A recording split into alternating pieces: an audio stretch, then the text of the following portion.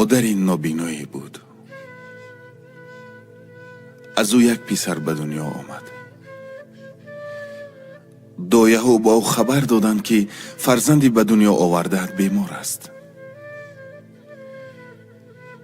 پس از شنیدن خبری بیماری پسرش، مادر با دل ریش او را نگهبانی میکرد. از بس که مادر چشم بینا نداشت، همه مهربانی هایش را نسبت پسرش با چشم دل افشا میکرد. خداوند ملائکه را به سوی مادر فرستاد و ملائکه به نزد مادر آمد و گفت: مادر، خداوند یک درخواست تو را قبول میکند. میخواهی خودت بینا شوی یا فرزندت صحت شود؟ مادر گفت: البته فرزندم صحت شود. ملائکه گفت: پشیمان نمیشوی؟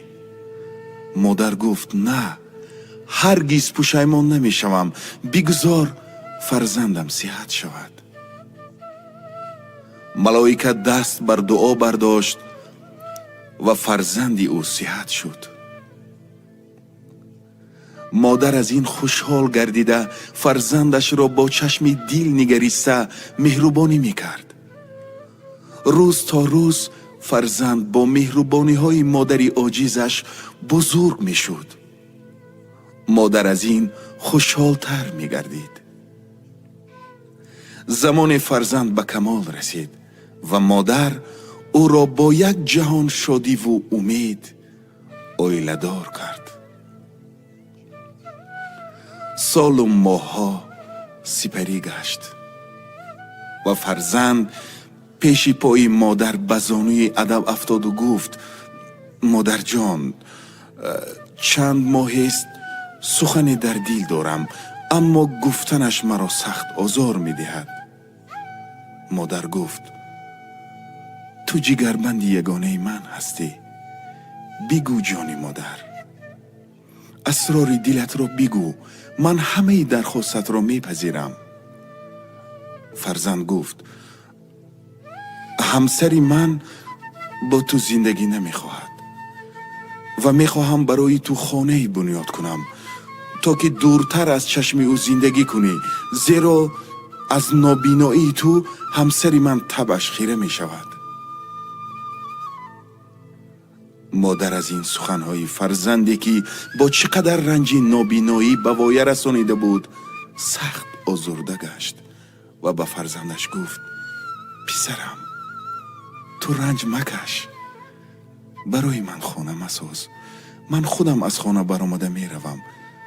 تو با همسرت خوشبخت باشی برای من کافی است.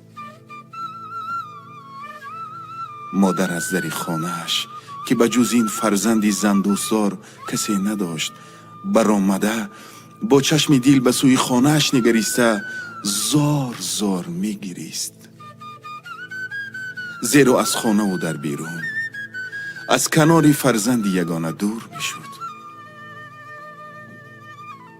آن ملائکه‌ای که از ابتدا آمده بود باز آمد و گفت: ای مادر، باز خداوند یک درخواست تو را میپذیرد و انیق میگویی که این دفعه تو را بینا کند، چون که اکنون بعد این کاری فرزند و همسرش پشیمان شده ای.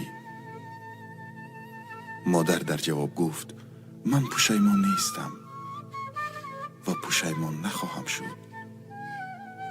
پروردگارا، این بار هم مرا شفا ندهد. ملائکه گفت: از خداوند چی درخواست داری؟ مادر گفت: میخواهم پروردگار همسری پسری مرا انسانی خوب، زنی صالحه گرداند. امروز از سببی که من از این درگاه رانده شدم و از این رو در خانه نیستم که او را پرستاری کنم، در خانه نیستم که او را نوازش مادرانه کنم، بنابراین همسرش را همسری با وفا گردان تا که نسبت فرزندی من جفا نکند، بلکه جگرمندی مرا پرستاری خوب کند. ملائکه با چنین رحم و شفقت بی سابقه این مادر در آن لحظات حساس در چشمانش آب فواره زد و به چشم مادر چکید و مادر بینا گردید. ملائکه به چشم بینا گشته این مادر نگریسته گفت رحم و شفقت مادری را تا به این حد اصلا ندیده بودم. این است بزرگی مادر.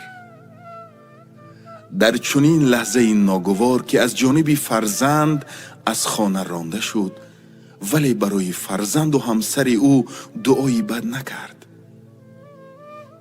پس همه بندگان خدا را ضرور است همیشه به قدر مادر برسند. 100 سال اگر خدمت مادر بکنیم، بر یک شب رنج او برابر نشود.